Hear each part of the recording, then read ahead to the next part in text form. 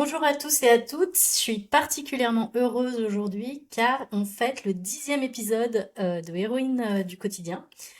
Merci du coup pour votre écoute et votre fidélité. Et depuis le début, je défends l'idée que on est tous et toutes le héros et l'héroïne de quelqu'un, même souvent sans le savoir.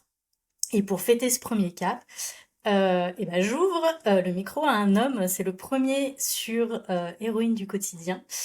Je suis super contente de le recevoir. Il s'appelle Ruben Pérez. Il a changé son titre récemment, mais à la base, il est coach en prise de parole. Et c'est Ludivine Pilar qu'on a reçu l'épisode précédent qui m'a parlé de Ruben lors d'une discussion. Et le fait qu'il soit dans la prise de parole, ça m'a plutôt intriguée parce que c'est un objectif de l'année pour moi de prendre la parole en public. Donc, je l'ai contacté pour lui demander s'il souhaitait participer au podcast. Et puis, il a très gentiment accepté. Et hasard ou coïncidence, il tombe sur le 10e épisode. Ruben, merci d'être là aujourd'hui. Il est tard chez toi puisque tu habites à l'autre bout du monde. Mais merci de prendre le temps de répondre à mes questions aujourd'hui. Merci à toi pour l'invitation, Audrey. Et pour le 10e, et pour être le premier homme aussi, c'est sympa. Ouais. Ça fait plein de choses en même temps, c'est cool. Donc, comme je l'ai dit dans ce podcast, on s'intéresse beaucoup à ceux qu'on voit pas forcément, mais qui changent des choses dans nos vies.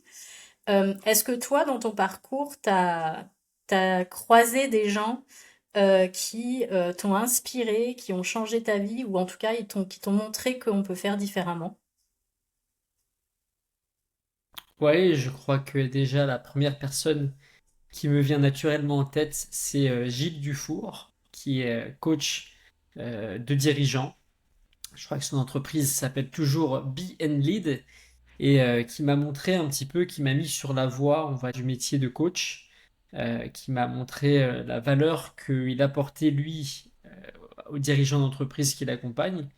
Et, euh, et je pense que il m'a motivé quelque part à m'adresser à cette cible spécifique et à m'adresser à cette cible en parlant vraiment d'individus, c'est-à-dire sans me lancer dans les formations en groupe, mais vraiment j'avais envie dès le départ d'aller sur du coaching individuel parce que je sentais au travers de son regard, en tout cas l'impact que ça pouvait avoir sur les coachés, qui peut parfois manquer et qui peut être frustrante lors de formations en groupe où on donne une information, on donne des conseils, on donne de la valeur, mais on ne sait pas réellement comment elle va être utilisée et on lâche quelque part le troupeau sans savoir l'impact qu'on va avoir sur eux sur le court ou moyen ou même long terme. Donc, donc Gilles Dufour, c'est la première personne qui me vient en tête. Ok, super. C'est vrai qu'en groupe, pour faire plusieurs formations en groupe, on est un peu le mouton au milieu des autres, donc c'est pas toujours très agréable. Euh, Bah, il y a différentes personnes qui suivent de façon différente une formation. Tu as des personnes qui sont vraiment impliquées, tu as d'autres qui ne sont pas du tout impliquées, le sujet ne les intéresse pas, tu as d'autres qui s'impliquent pendant la formation parce qu'elle est bonne, ou inversement, mais en tout cas, voilà, t'as différents types de profils et la volonté de changer peut ne pas être là. S'il n'y a pas de volonté de changer, il n'y a pas de changement. Donc c'est pour ça que ça peut être un exercice un petit peu frustrant pour celui qui veut créer le changement. ouais, complètement. Est-ce que tu peux nous en dire un petit peu plus sur ton parcours, sur comment t'en es arrivé à être... alors aujourd'hui, tu accompagnes à la prise de parole, mais j'imagine que t'as pas toujours fait ça. T'as pas, enfin, c'est pas inné chez toi. Est-ce que tu peux, si tu le souhaites, nous raconter un peu ça et puis nous dire un petit peu plus comment tu accompagnes les dirigeants, du coup, à cette prise de parole? Bien sûr, moi j'ai fait à la base une école de commerce assez classique. Je ne savais pas ce que je voulais faire en rentrant dans l'école et en sortant de l'école également. Donc j'ai pris très rapidement le premier travail où on m'a dit oui. Et j'ai toujours travaillé dans ce qu'on peut appeler des groupes assez gros, l'Occitane, Indeed, le CIC, mais je ne tenais pas plus d'un an à chaque fois dans chaque poste autour du commercial communication. Ça m'ennuyait très vite et un jour, je partais à chaque fois à l'étranger après avoir fait ma demande de licenciement, après être parti. J'étais au Brésil, je reçois un mail d'un ami de famille qui se lance dans un projet d'entrepreneuriat. Alors, c'est son second projet, il a très bien réussi le premier. Il veut créer des casques audio un peu comme celui que j'ai sur la tête. Mhm. Sauf que le projet échoue complètement. Après un an, je sors de ce projet complètement fatigué. C'est quelqu'un avec qui ça ne matchait pas. Je me rebondis sur un autre projet, qui est un projet entrepreneurial encore dans l'hôtellerie, avec quelqu'un qui est devenu un ami. Encore une fois, ça ne marche pas. L'objectif étant à l'époque d'acheter un hôtel sur Paris. C'était quelqu'un qui avait une famille hôtelière d'Ibiza. On ne trouve pas l'hôtel, le Covid arrive, voilà, ça ne prend pas du tout. C'est pendant cette période-là, quand je travaille sur l'hôtellerie, qu'en parallèle, je me forme à la rhétorique et au storytelling et que je deviens coach, formateur en prise de parole en public. Je me suis assez vite, au bout de 2 ans à peu près, j'ai affiné ma cible pour m'adresser qu'à des dirigeants d'entreprise. C'est mon activité principale depuis maintenant 8 ans. Et aujourd'hui, je prépare des prises de parole de dirigeants. Donc, c'est-à-dire que je suis vraiment dans la rédaction à leur côté de prises de parole qui peut être plus ou moins stratégique, qui peut être autant des discours en interne, des conférences, des passages télé, des pitchs pour lever de fonds, toutes les prises de parole qu'un dirigeant doit travailler. euh, Ceux avec qui je travaille, en tout cas, ils me contactent dès qu'il y a une prise de parole en jeu. Ok. Donc toi, t'es pas du tout dans gestion du stress, placement de la voix et choses comme toi, comme ça. Toi, c'est vraiment comment écrire pour être impactant et enfin quoi écrire, j'imagine. Bah, si tu creuses un petit peu, pour moi, la gestion du stress, elle se fait dans la rédaction de la prise de parole. Euh, Ce que je fais comme image souvent, c'est que je dis, c'est comme si euh, tu veux apprendre à conduire une voiture la première chose que je fais moi, c'est je vais te dire, attends, tu vas être stressé quand tu vas passer le permis, on va faire 10 séances sur la gestion du stress. Tu vas sûrement me regarder avec des gros yeux en me disant, bah écoute, c'est bien gentil, mais moi j'ai envie d'apprendre à conduire la voiture un moment quand même. Pour moi, c'est pareil, c'est-à-dire que euh, la confiance naît de l'expertise. Quand tu sais ce que tu vas dire, quand tu sais comment tu vas le dire, t'es en confiance. Mais si tu travailles ta confiance et qu'on te lâche dans l'arène sans que tu saches exactement qu'est-ce que je vais dire, comment, sans que tu aies toi-même vraiment l'impression d'être prêt ou prête, euh, eh ben ça va pas marcher. Donc travailler que la confiance en soi, en tout cas sur l'exercice de la prise de parole, pour moi personnellement, ça ne fait aucun sens. Il faut travailler voilà, le message. Et après, en effet, je ne suis pas sur la voix, je suis plus sur l'implication, c'est-à-dire l'incarnation du message, à quel point tu es, parce que tu sais très souvent, beaucoup de mes clients, ils viennent avec un discours qui est souvent très corporate. Il y a beaucoup de distance entre eux et le discours, c'est-à-dire qu'ils lancent des choses que tout le monde pourrait lancer, ils disent des choses qui ont été dites des millions de fois, et donc c'est très dur pour eux de l'incarner parce que ça ne leur appartient pas. Donc rien qu'en Mm. étant plus impliqués dans leurs propos, ça change leur voix, ça change leur énergie. La base d'une prise de parole, c'est dans le mot, c'est la prise de parole. Donc pour moi, c'est le message, c'est la parole. Et après, le reste peut suivre. Tu peux faire des travaux évidemment sur la voix, il y a des très bons coachs vocaux. Tu peux faire des travaux sur le stress. Mais d'abord, qu'est-ce que tu vas dire, comment? Pour moi, c'est la base. Ouais. Et c'est logique. Et je te dis ça que moi j'aurais été Je vers un coach pense. qui serait voilà, mais c'est complètement logique. Et on est Bah, beaucoup, je me compte dedans. Vas-y, le- parle. désolé, ce que j'allais te dire, c'est que le truc, si tu allais naturellement vers un coach de gestion du stress, c'est parce que ce que ressentent les orateurs, c'est le stress. Donc ils se disent, bah, je ressens le stress, je vais aller voir quelqu'un contre la gestion du stress. Mais il faut regarder plus la source du stress. Mhm. Pourquoi tu stresses? Parce que tu crains d'être jugé. Pourquoi tu as peur d'être jugé? Parce que ton contenu, tu le sens, n'est peut-être pas assez bon, pas assez peaufiné, pas assez fort, qui ne te ressemble pas. Et donc, peut-être que travailler le contenu te permettra de dépasser cette peur du jugement, d'avoir un message plus incarné parce que le message devient plus important que toi, et de plus être stressé, quoi. Ok, complètement. Ça fait sens. Du coup, nous, J'espère. ouais, ouais. Ah oui, oui, complètement, complètement. Mais c'est fou comme prendre du recul et regarder les choses d'une autre façon, ça peut tout changer.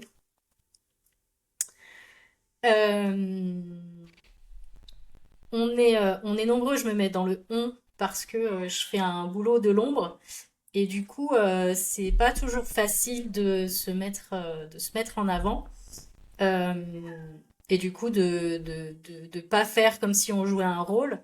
Est-ce que toi, tu as des conseils pour justement ne pas avoir l'impression de paraître banal quand on prend la parole, que ce soit en networking ou même sur les réseaux ou en prise de parole grand public, comme ça peut arriver? Alors c'est marrant la façon dont tu tournes la question parce que tu dis, est-ce que tu as des conseils sur le fait de l'impression de ne pas être banal? Moi je te dirais euh, que malheureusement, beaucoup de gens sont trop banals, trop banaux. C'est-à-dire que c'est pas une impression, c'est une réalité. On lance souvent des banalités. Moi je vois des discours, si tu veux, qu'on me présente, c'est euh, c'est toujours les mêmes mots. Euh, on est une entreprise à taille humaine, efficacité, régularité. Nous avons des performances qui se mesurent par blablabla. On a une croissance de 23% sur les 5 dernières années. On recrute en ce moment 46. C'est toujours pareil.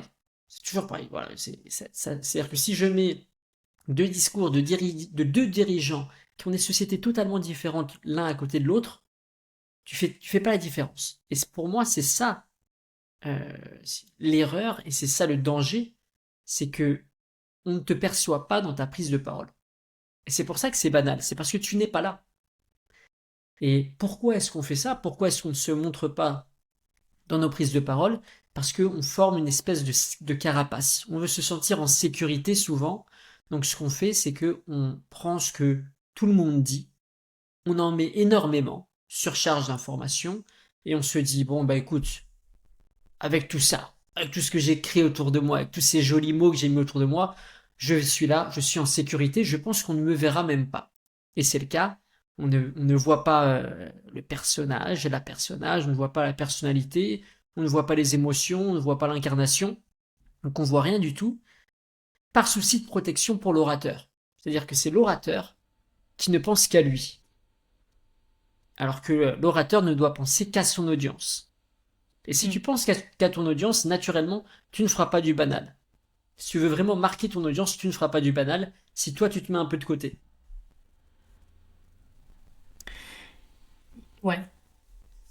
Mais c'est super dur de trouver des mots qui sont pas justement banaux. Je sais pas si ça se dit banaux, banal. Mais c'est, on a tellement peur de pas être compris justement par celui qui est en face, d'utiliser des mots trop experts, trop compliqués, Hmm. que souvent on utilise le plus simple possible et le plus simple possible en général, c'est des trucs hyper banals quoi. Ah oui. Alors, si tu dis banal dans ce sens-là, euh, si tu veux être compris par l'autre et que tu utilises son langage, c'est pas une mauvaise chose. Par contre, si tu veux être compris par l'autre et que tu utilises le langage que tout le monde utilise, que tu n'images pas, par exemple, que tu ne saches pas bien vulgariser, que tu ne saches pas créer des émotions autour de tes propos, là, c'est un problème. Tu parlais, par exemple, d'un exercice que beaucoup de dirigeants, d'entrepreneurs font, qui est de se présenter dans des BNI, par exemple. Les Tu pitchs. vas dans un BNI, moi j'ai été, et le pitch de 2 minutes, Mm. alors je sais plus si toutes les semaines ou toutes les 2 semaines qu'ils se rencontrent, mais franchement, tu t'endors. Tu vois ni. C'est-à-dire que si j'ai un expert comptable qui me pitch le fait qu'il est expert comptable, je vais pas le recommander. Tu vois. Alors que si j'ai un expert comptable qui me fait sentir dans son pitch sa personnalité, je me dis, tiens, le mec est sympa, ça peut être un bon fit parce que c'est pas juste un fit d'expertise, hein, c'est un fit aussi de personnalité quand on recommande quelqu'un. Ça peut être sympa que je recommande à un tel, ils ont une personnalité qui est un peu similaire. Et en plus, la façon dont il explique son truc, ça me permet de vraiment comprendre le problème auquel il répond. Et c'est bizarre, mon pote, il a exactement ce problème-là. La façon dont il le pas, le wording qu'il utilise, c'est exactement le même que celui de mon ami qui a ce problème. Donc si tu veux, à chaque fois, à chaque prise de parole, il y a un objectif. Dans ce type d'événement de BNI, l'objectif, c'est de faire comprendre à un maximum de personnes que dès qu'il y a une personne qui a ce problème spécifique, qui a ce type de personnalité et qui veut ce type d'accompagnement, tu peux être là pour eux. Mais tous les autres qui n'ont pas la bonne personnalité, qui n'ont pas le bon problème, qui ne cherchent pas ce type d'accompagnement-là, non, tu ne les veux pas. Et c'est en filtrant au maximum que tu vas impacter au maximum. La pire façon de communiquer, c'est de parler à tout le monde. Donc, Tu la parles à personne, du banalité, coup. elle est détruite au moment, c'est ça. Quand tu le dis, euh, je, je sais pas, c'est comme si je suis coach de dirigeant. D'accord, mais qu'est-ce que tu fais pour les dire, tu vois? Donc, il faut savoir prioriser ses messages quand on donne son activité. Il faut savoir à qui on parle, comment, quels mots ils utilisent, quels problèmes est-ce qu'ils ont, pour pouvoir bien leur parler et pour pouvoir faire en sorte qu'il y ait de l'action qui soit générée derrière, c'est-à-dire en l'occurrence qu'on te recommande. Ok. Et est-ce que toi, tu fais des prises de parole pour toi? Est-ce que toi, tu arrives à te mettre en lumière Je ou fais c'est des beaucoup plus facile conférences. pour les autres? Ah non, pour moi c'est assez facile pour moi parce que euh, j'écris à peu près deux trois prises de parole par semaine. Donc si on me demande de préparer une prise de parole, j'ai très vite des raccourcis cognitifs, on va dire, où je sais comment comprendre mon audience, qu'est-ce qu'il faut que je leur donne, comment. Et ça va assez vite. Donc, ça ne me pose aucun problème de, euh, de, de parler en public. Et pour moi, en réalité, l'orateur, c'est-à-dire qui je suis, est, est toujours moins important que le message que je porte. Donc, quand je prépare une prise de parole, que ce soit pour mes clients comme pour moi, c'est-à-dire que je ne me concentre pas sur moi. Et on a c'est ce qu'on fait naturellement, tu sais, quand on nous dit, bah, tu vas prendre la parole dans 2 semaines, dans 3 semaines. Ah oui. Et là, c'est une succession, si tu regardes ta façon de penser, c'est une succession de jeux. C'est-à-dire, ah oui, alors qu'est-ce que je vais leur dire? Qu'est-ce que je veux leur montrer? Comment je vais me sentir? Est-ce que je vais être jugé? Donc, c'est-à-dire c'est que soi. C'est que soi. Alors que on parle de prise de parole en public, on parle de donner la parole à quelqu'un d'autre. C'est-à-dire, je donne ma parole à une audience. Si jamais on passe de je à vous, c'est-à-dire à l'audience, qu'est-ce que je veux, oui, je leur apporter, leur faire sentir comme émotion, leur faire changer dans leurs actes, et ben là, déjà, on gagne énormément. Parce que la gestion du stress va être beaucoup plus facile, vous êtes moins tourné vers vous et vers vos émotions, et plus tourné vers votre volonté de faire vivre des émotions à votre audience.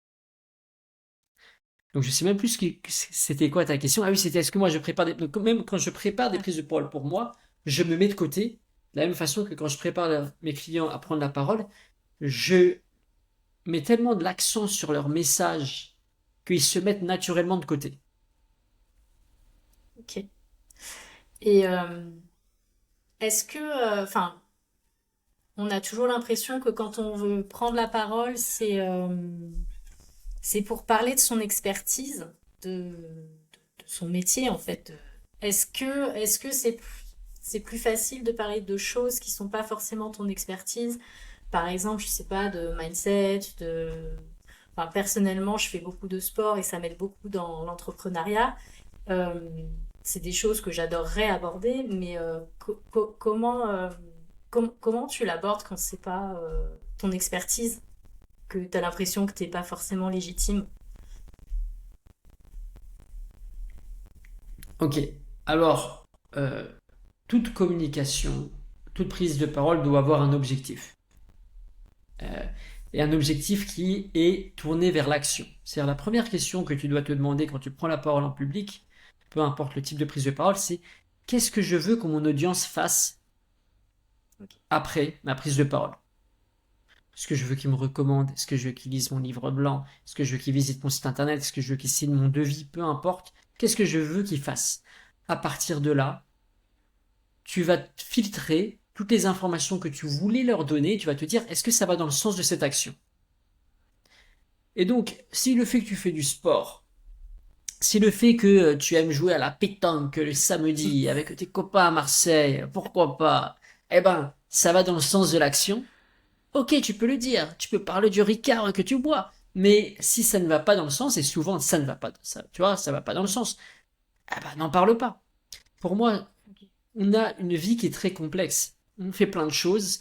Mes dirigeants, ils sont à des process, des prises de décision, ils ont des informations partout, ils ont une expertise qu'ils n'arrivent pas à vulgariser, mais principalement parce qu'ils veulent trop en dire, tout simplement parce qu'ils ne savent pas qu'est-ce qu'ils souhaitent que leur interlocuteur fasse à la fin. Ouais. Et donc, je suis des fois dans des situations où ils ont une agence de communication, une responsable com qui leur a rédigé un truc, ça a pris des semaines, et je leur demande, alors qu'est-ce que vous voulez qu'ils fassent à la fin, les personnes? Euh, C'est-à-dire qu'ils fassent, ah oui, ça sert à quoi cette prise de parole? Ça va amener quoi comme? Ah ben on n'a pas trop réfléchi à ça, nous on voulait plus mettre en avant le fait que, blablabla, blablabla, blablabla. Tu vois, s'il n'y a pas d'action, à quoi ça sert de parler? Mm. Tu vois, on n'est pas là pour blablater, ouais, bah. Non, et à la fin, il y a quoi? Parce que s'il y a rien, il y a juste des applaudissements et qui sont polis parce que pourquoi pas.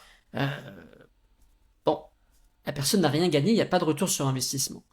Donc, pour moi, tu peux raconter ta vie si ça va dans le sens des actions, il n'y a pas de problème. Comme tu peux ne pas la raconter si ça ne va pas dans ce sens. Et si tu veux aller encore plus loin pour devenir encore une meilleure oratrice, euh, tu te poses deux questions. Qu'est-ce que je veux qu'ils fassent? Et la deuxième, qu'est-ce qu'ils doivent ressentir pour le faire? Quelle émotion je dois faire naître en eux qui va les pousser à cette action? Et là, tu seras une oratrice qui va être tournée vers l'émotion de ton audience, ce que presque personne ne fait. Et ton objectif, ça va plus être de donner un message, ça va être de faire vivre une émotion, ce qui fait vivre à l'audience une expérience totalement différente. Ok. Super intéressant. Euh, Si je réponds à ta question, Ah oui, oui. j'espère, voilà, donc si tu veux mettre en avant le sport, pourquoi pas? Mais quel est ton objectif derrière ça? Oui, oui. Tu Quel vois, est si ça met en avant l'objectif? une rigueur, par exemple,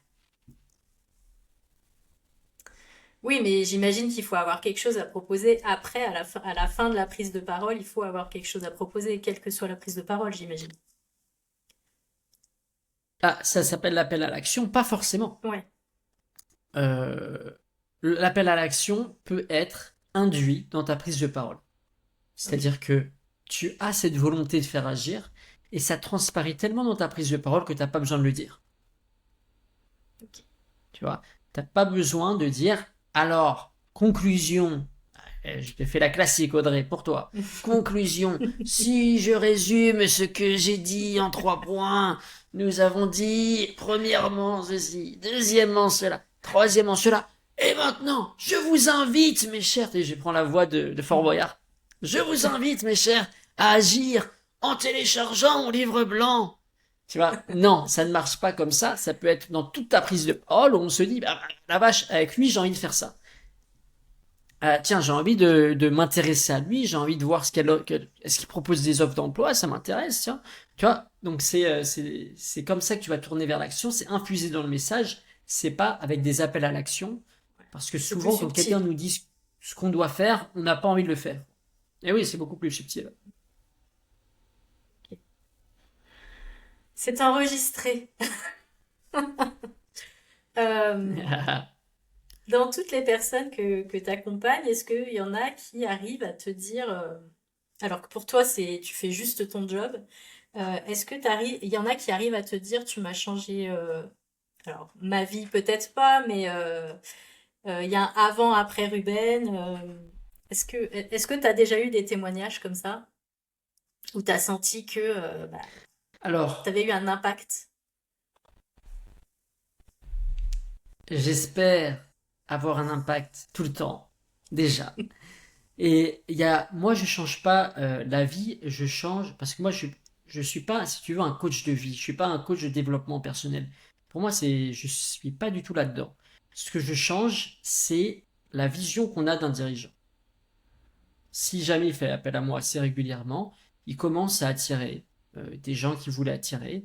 Il commence à avoir une image qui est celle qu'il souhaitait. Et donc il attire des gens. Ça change sa vie.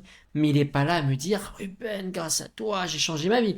Il me dit, écoute, j'ai l'impression, on a bâti un aura, voilà, une forme d'aura autour de moi, euh, qui est beaucoup plus forte. Je te remercie. On continue. Mais pour moi, mon travail n'est pas un travail de développement personnel, c'est un travail de business. Euh, Avoir une prise de parole forte pour des dirigeants, c'est avoir de l'autorité sur son secteur. Et avoir de l'autorité, ça te ramène des clients, ça te ramène du CA, ça te ramène des gens qui veulent te rejoindre, tu les as même pas contactés, ça te ramène des investisseurs alors que tu lèves pas de fonds. Donc, c'est ça le changement que j'ai envie de créer pour mes clients. C'est pas grâce à toi, je me sens beaucoup mieux quand je me lève le matin, tu vois. Ouais, mais j'imagine quand même quand les aidants à clarifier ce qu'ils veulent dire, ils arrivent aussi à clarifier ce qui est dans leur tête et du coup, pourquoi pas la vision de leur entreprise. C'est vrai. Et on me demande parfois, je refuse, je tiens à le dire. On me dit, bah, Ruben, tu dis ça vachement clairement, tu peux pas refaire notre site internet. Non, je peux pas refaire votre site internet. Tu vois, ou alors des brochures commerciales, machin. Tu peux pas piloter nos réseaux sociaux. Non, je peux pas piloter vos réseaux sociaux. Oui, ça change la vision qu'a le dirigeant. Moi, ça fait il y a des années, je crois que il y a 4 ans, je crois. Je me rappelle d'un dirigeant d'entreprise. Je lui ai dit, voilà, ce qu'il va falloir maintenant que tu diffuses comme message. Et il m'a dit, Ruben, tu as raison, mais je vais pas le faire. Et j'ai une équipe, on est une startup qui a 5 ans, ça fait depuis 5 ans que je leur dis de parler de mon produit d'une certaine façon. On avance avec une certaine façon de parler, Mm. et je peux pas leur dire de tout changer. Je comprends que tu as raison, et pour moi, ça, c'est le risque. C'est-à-dire que euh, de ne pas accepter le changement. Mm. S'il y a mieux, il faut prendre le mieux, quitte à chambouler des gens, quitte à taper du poing sur la table pour dire maintenant on fait comme ça. Pour moi, ça demande un certain courage de me contacter. Il faut mettre un, tu vois, les premières, mes clients, je les respecte le moment où ils me contactent. Je leur ai pas parlé, mais le moment où ils me contactent, c'est des certains profils parce que c'est des perfectionnistes. C'est des personnes qui ont finalement réussi à mettre un peu de côté leur ego, alors qu'ils sont dirigeants parfois de grosses boîtes, pour se dire bah, j'ai besoin de quelqu'un. Et je prends le risque de vouloir changer. Donc je change pas la vie des gens, je change leur prise de parole, leur autorité, euh, et je respecte mes clients pour ça, pour avoir eux le courage d'une d'aller vers moi et de deux mettre en place le changement qu'il faut pour pour plus d'attractivité, pour plus d'autorité. Et est-ce que tu as déjà eu des ratés dans les prises de parole que tu as préparées? Alors, quand j'en ai eu, c'est de ma faute. Pour moi, enfin, Mhm. je vais être... alors, bon, ça se joue en deux temps, cette réponse. Première réponse, c'est de ma faute. Pourquoi c'est de ma faute? Parce que j'aurais dû dire non à ce client. J'aurais dû sentir qu'il allait pas être assez impliqué, que c'est sa responsable com qui lui a dit, écoute, ça serait bien que tu prennes un coaching, nanana. Mais lui, il s'est dit, bon, pourquoi pas, je prends, allez, 1h30. J'aurais dû le sentir. Donc c'est de ma faute. Et deux, c'est pas du tout de ma faute, parce que la personne qui prend la parole à la fin, c'est pas moi. Tu vois, la personne qui va parler face caméra, qui va parler face à une audience, etc., c'est pas moi, c'est elle. Donc il faut, et c'est super important, que le coach soit impliqué, mais que le coaché le soit autant. Et j'ai une vidéo que j'envoie à tous mes coachés. Dès qu'ils signent le devis, dans cette vidéo, je leur dis: bonjour, vous avez signé le devis, vous allez me donner telle quantité d'argent, c'est génial. Je vais vous demander une deuxième chose que vous allez me donner qui a encore plus de valeur pour vous. Je vais vous demander de me donner votre temps maintenant. Je vous envoie votre prise de parole, prenez le temps de la répéter, prenez le temps de l'apprendre bien. Quand on se revoit en répétition, prenez le temps de l'affiner, prenez le temps de m'envoyer des messages WhatsApp, de m'envoyer des mails, embêtez-moi, allez-y, je suis là pour ça, soyez autant impliqués dans cette préparation que je le serai avec vous. Et alors ça marchera. Et ça, c'est une réalité. Si la personne est impliquée autant que moi, aucun raté. Mais si elle ne l'est pas, et si j'ai pas senti qu'elle ne le serait pas, eh ben là, forcément, ça va pas le faire. Autant faire des slides notebook LM dans ces cas-là. Et... C'est ça, autant balancer des concepts C'est ça. dans le coin, et puis voilà, autant faire le job. Ok. Je pense que c'est valable pour tout accompagnement que tu prends. Si tu prends un accompagnement et que t'es pas engagé, au final, il te servira pas à grand-chose. Bon, ça c'est mon... Exactement. Et ouais, moi en ce moment, je me fais coacher sur mon business, donc j'ai une coach business avec moi. Et quand j'ai signé avec elle, pour moi, ce que j'ai signé, c'est pas toi, tu vas me dire ce qu'il faut que je fasse et tu vas le Mm. faire. J'ai signé, je vais prendre du temps, moi, pour créer les changements qu'elle va me conseiller. Tu vois? Donc, en fait, quand tu signes un de mes devis, ce que tu fais, c'est pas que tu dis: ah, je vais me faire coacher par Ruben, il va me dire ce qu'il faut faire. Non. Ce que tu signes, c'est: je vais prendre du temps pour m'impliquer dans cette prise de parole, plus que peut-être je le fais d'habitude.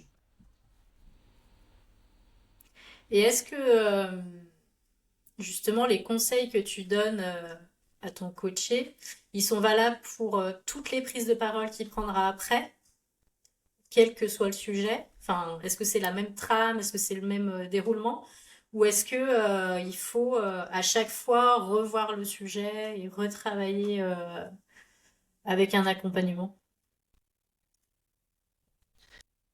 Il y a à peu près 80% de mes clients qui viennent vers moi en direct qui refont appel à moi.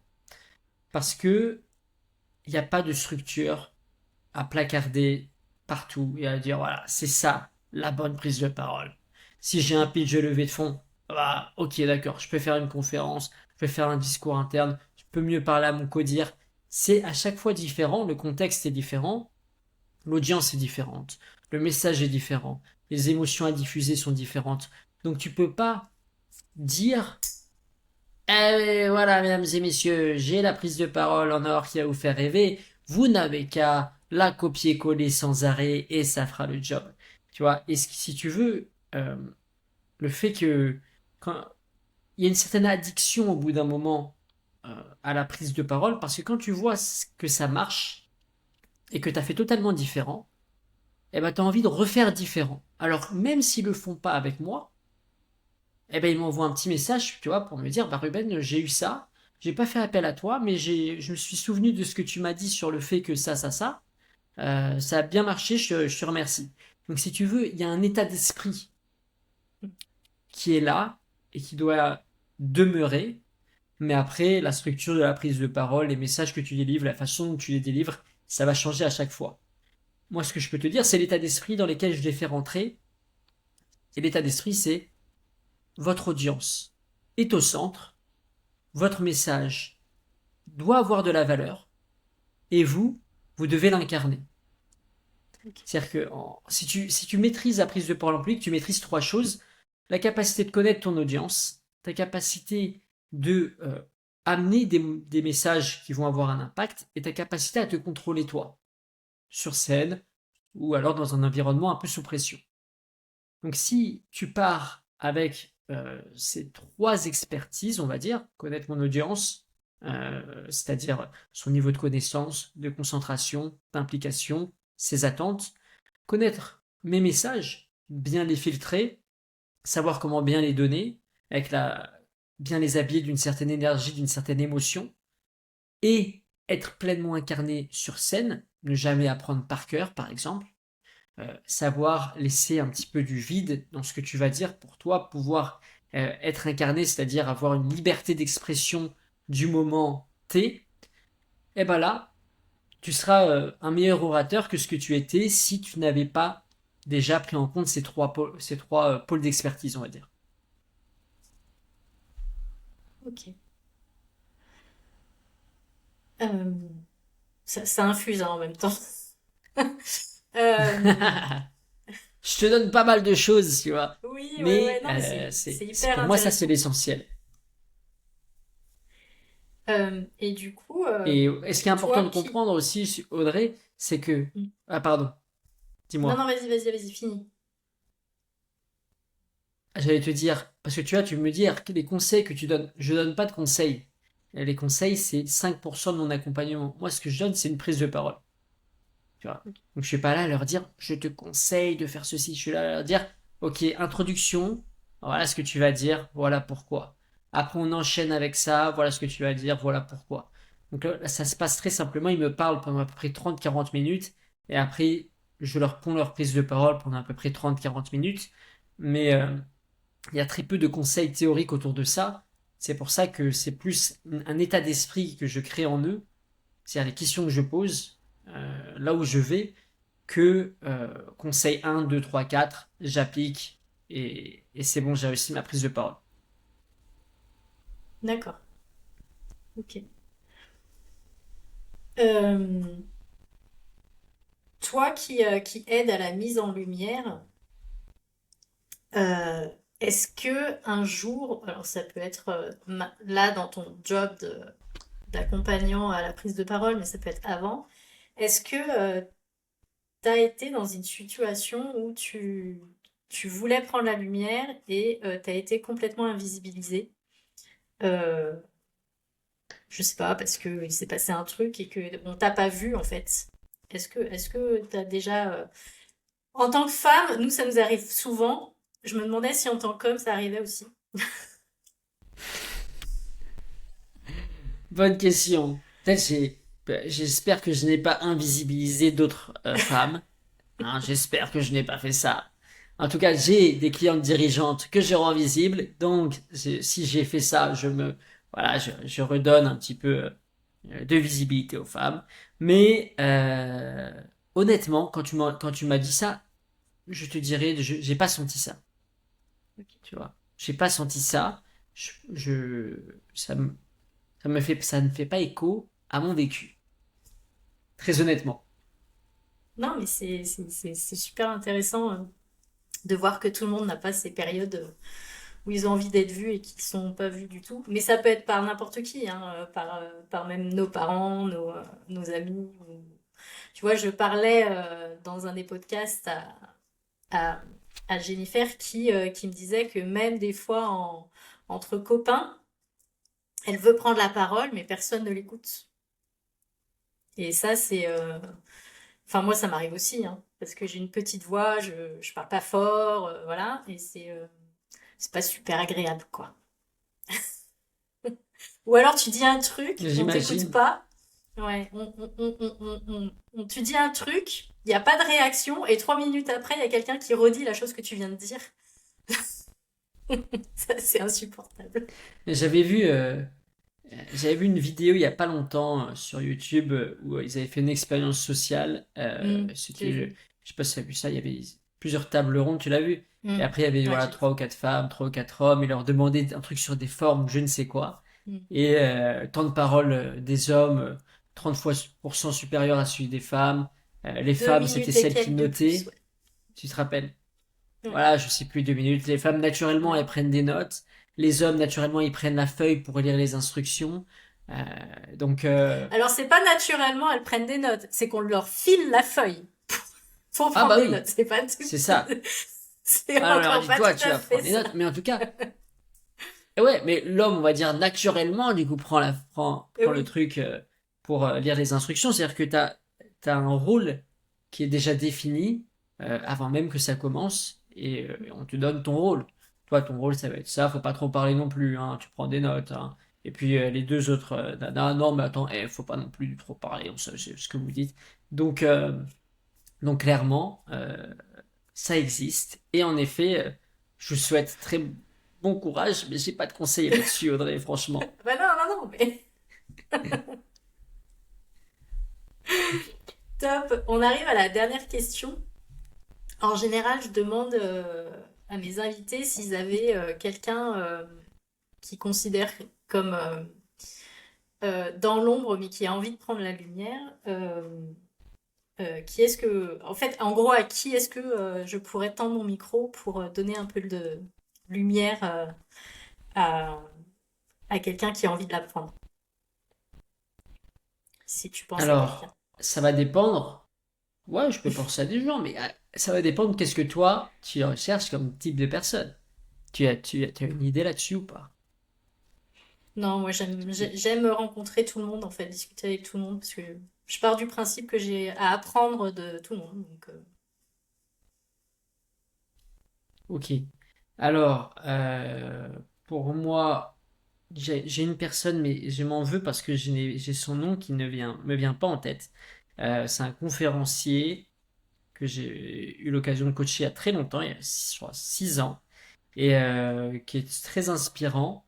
Il a une visibilité puisqu'il fait des conférences, mais c'est toujours bon de lui parler. Son message fort, c'est ce qui est important, ce n'est pas ce qui vous arrive, c'est ce que vous en faites. Et c'est quelqu'un qui a une grosse maladie qui l'a amené à avoir énormément de cancer et qui aujourd'hui, alors qu'on lui avait prédit de ne pas pouvoir marcher ou parler ou quoi que ce soit, il a une famille, il est, on va dire, dans un environnement où on ne l'attendait pas. Et donc je pourrais t'envoyer si tu veux son nom sur LinkedIn et tu peux le contacter avec grand plaisir. Il est très ouais, sympa. avec plaisir. Mais son nom, alors que je l'adore, son nom ne me vient pas, j'ai une mémoire des prénoms qui est absolument ignoble. C'est-à-dire que je vois des gens 10 fois, au bout d'un moment, je me suis dit, je vais pas lui demander comment il s'appelle, c'est pas possible, j'ai pas le droit de faire ça. Donc, je connais pas beaucoup de prénoms, malheureusement, je suis Non, mais il désolé. n'y a pas de problème. Mais je te mettrai, je te l'enverrai sur LinkedIn et tu pourras, je sais pas comment, inclure son Je le prénom mettrai dans par la IA dans le description. podcast. Tu le mettras dans la description. Tu vois, tu me fais une voix IA et tu dis, alors Ruben, il a dit ça. Voilà. Je Il ferai a un dit, je te montage ça. recommande telle personne. Voilà, bon courage à toi. Mais voilà, je pense que tu as suffisamment entendu ma voix pour que l'IA maintenant me copie sûrement. Oui, oui. Après, je suis très IA, mais pas pour ce genre de choses. Euh, J'espère. Sinon, tu vas merci, me en faire tout dire cas. n'importe quoi, tu vois. Je vais être là, mais c'est qui a fait ce podcast? Elle m'a complètement transformé. J'ai jamais dit ça, moi. Ouais, je pense que dans l'avenir, il va nous arriver des trucs, on sera même pas au courant. Euh, merci en tout cas pour le temps qu'on a passé ensemble. T'as beaucoup de parlé de livres blancs pendant le podcast et donc t'as sorti un livre blanc justement sur la prise de parole. Je le mettrai si tu permets Très bonne transition, André. en description. T'as vu ça un peu? Merci. Je le mettrai C'est un livre blanc qui en s'appelle description, ouais. Inspirer. Mm. Merci, c'est gentil. Et oui, alors j'ai parlé beaucoup. J'ai parlé une fois d'un livre blanc, Audrey, quand Ah même. non, tu l'as cité Mais plusieurs fois, mais c'est pas grave, mais c'est bien, ah ouais, bah tu vois, c'est dans ma tête ça en ce moment. C'est vrai. c'est ça. Ça tourne autour de En livres tout blancs. cas, on va essayer de le diffuser un max. Je mettrai aussi les accès à ton Merci. site et à ton LinkedIn. Comme ça, si des personnes veulent te contacter, ce sera avec plaisir. Ah, mais Voilà, vous je pouvez me pense que suivre j'ai sans me fait le tour contacter. Ça me va. aussi. Ok. Ça marche aussi. Euh, Bah écoute, merci en tout cas d'avoir été mon 10e invité. Euh, Ça me fait hyper plaisir Merci aussi Audrey. d'avoir discuté avec toi.